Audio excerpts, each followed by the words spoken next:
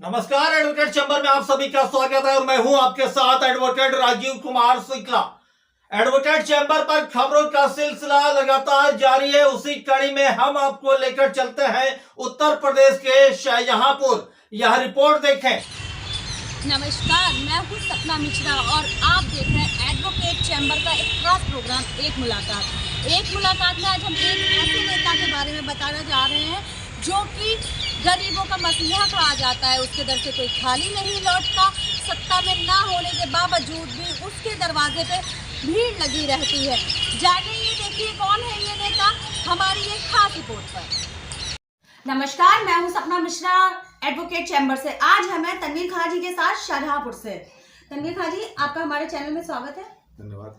सबसे पहले तो हम आपसे ये जानना चाहेंगे, जो आपका पॉलिटिकल करियर था वो कहाँ से कैसे स्टार्ट हुआ और आपको किससे प्रेरणा मिली? हमारा पॉलिटिकल करियर 1988 से छात्र राजनीति से शुरू हुआ और 1989 से जनता दल से माननीय मुलायम सिंह यादव जी, स्वर्गीय मुलायम सिंह यादव जी के साथ शुरू हुआ और उन्हीं के साथ आस्था व्यक्त करके जनता दल के जब पहली बार मुख्यमंत्री बने थे, सारी पार्टियां, विपक्षी पार्टियां, जनता पार्टी, लोक दल, आप सारी मिलकर जनता दल बना था। उस वक्त जो चुनाव हुए थे 1989 में, तो उसी में ही चुनाव पूरी मेहनत निष्ठा के साथ हमने लड़ाए थे चुनाव और सरकार बनी थी जनता दल की। माननीय मुलायम सिंह यादव जी पहली बार मुख्यमंत्री बने थे, तो उन्हीं के साथ मेरा राजनीतिक करियर शुरू हुआ था। ऐसे नेता होते हैं जो अप एंड डाउन पार्टी चलती है, तो कभी ना कभी वो अपनी पार्टी चेंज कर देते। क्या कभी आपके दिमाग में ऐसा विचार आया कि आप एक पार्टी से दूसरी पार्टी में आए? नहीं, कभी विचार नहीं आया। मैं माननीय मुलायम सिंह यादव जी के साथ लगातार आए थे और वो उस समय कन्नौज जनपद से सांसद हुआ करते थे। उस समय से लगातार हम उनके संपर्क में रहे और मैं समझता हूँ कि पूरा भरोसा, पूरा विश्वास हम पर समाजवादी पार्टी के सभी नेता, खासतौर से माननीय नेताजी, माननीय मुलायम सिंह यादव जी का परिवार और आज माननीय अखिलेश यादव जी, पूरा भरोसा जो हम पर जताए हैं, जो भरोसा हम पर करते हैं, उस भरोसे को हम कभी भी समाजवादी पार्टी ने जो जताया है भरोसा हम पर, जो विश्वास किया, उसको कभी तोड़ना नहीं चाहते। इसलिए कभी पार्टी बदलने का हमने मन में, ख्वाबो ख्याल में भी कभी नहीं सोचा है। हम समाजवादी विचारधारा वाले हैं और समाजवादी विचारधारा में आस्था रखते हैं। चूंकि आप एक कट्टर समाजवादी हैं, तो आपने अपने इतने साल के करियर में समाजवाद के लिए क्या क्या कार्य करवाए हैं? समाजवाद के लिए जो भी कार्यक्रम होते हैं, समाजवाद को सबसे बड़ा चीज है कि समाजवाद का मतलब जो होता है कि गैर बराबरी खत्म, जो डॉक्टर राम मनोहर लोहिया जी ने कहा था, गैर बराबरी खत्म हो, सबको बराबरी का हिस्सा मिले।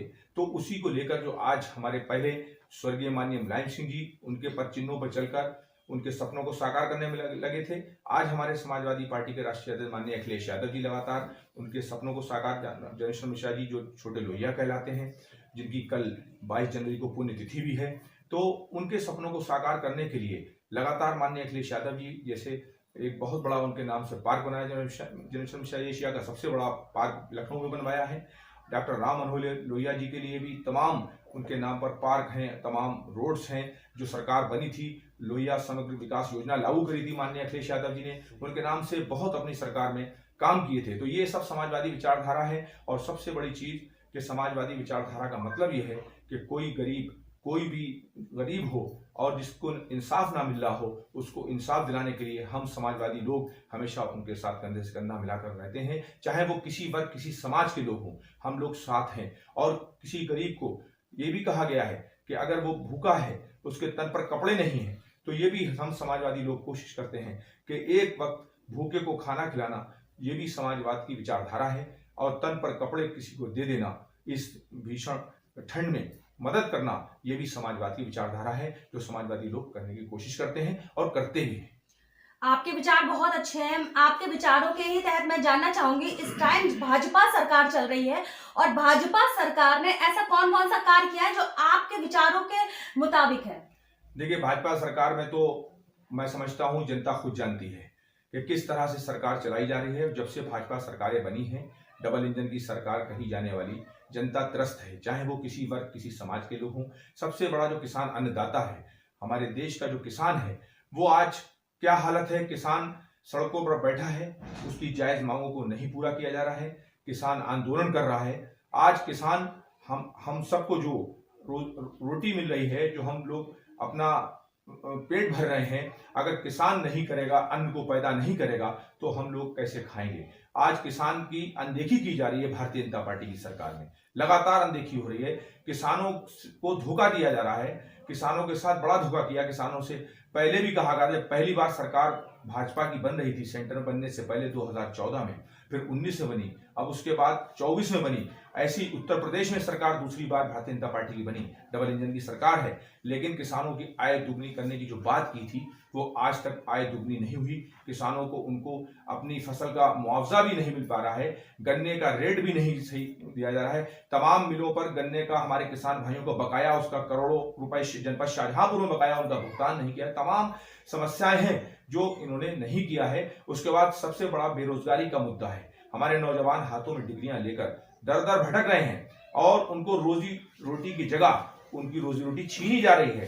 तमाम हमारे गरीब फड़ पर जो बैठते हैं, उनकी परेशानियां हैं, उनकी परेशानियों की, उनकी समस्या का समाधान नहीं किया जा रहा है, बल्कि उनको हटाया जा रहा है। उनकी रोजी रोटी छीनने का काम भारतीय जनता पार्टी की सरकार में किया जा रहा है। डबल इंजन की सरकार, डबल इंजन की सरकार में बहुत लोग ये कहते हैं कि ये मोदी या योगी जी ये बहुत अच्छा काम कर रहे हैं। इस पर आप क्या बात कहना चाहेंगे?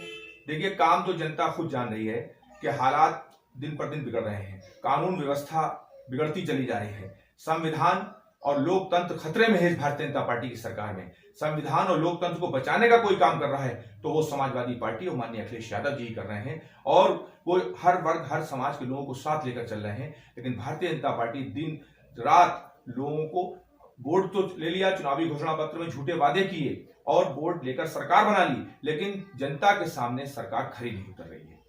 भविष्य में कभी अगर आपकी सरकार आती है और आएगी, तो जो बचे हुए कार्य हैं उनमें आपने क्या रूपरेखा बना रखी है कि भविष्य में आपकी सरकार आती है तो जो बचे हुए कार्य वो क्या क्या कार्य करवाएंगे, क्या क्या आपसे जो कार्य है जो पहले आप नहीं करवा पाए? देखिए, सबसे बड़ी चीज शहर का विकास, जनपद शाहजहांपुर उत्तर प्रदेश में माननीय अखिलेश यादव जी काम करने में बहुत ही आगे हैं। शायद हिंदुस्तान के किसी मुख्यमंत्री ने इतना काम किया हो जो 2012 से 17 तक माननीय अखिलेश यादव जी मुख्यमंत्री बनने के बाद अपने कार्यकाल में किया।